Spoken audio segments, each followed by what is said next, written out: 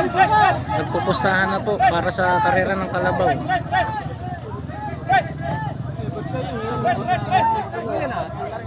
Malayo yung panggagalingan doon pa sa dulo.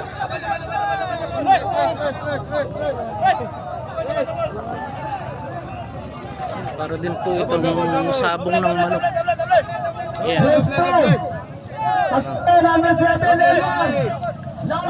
Pupusta tayo, mami. Pupusta tayo sa karera ng kalabaw. Joke lang. Ayun yung mga vlogger, oh. Yan, si JR TV. Ayan, ayan na. Double.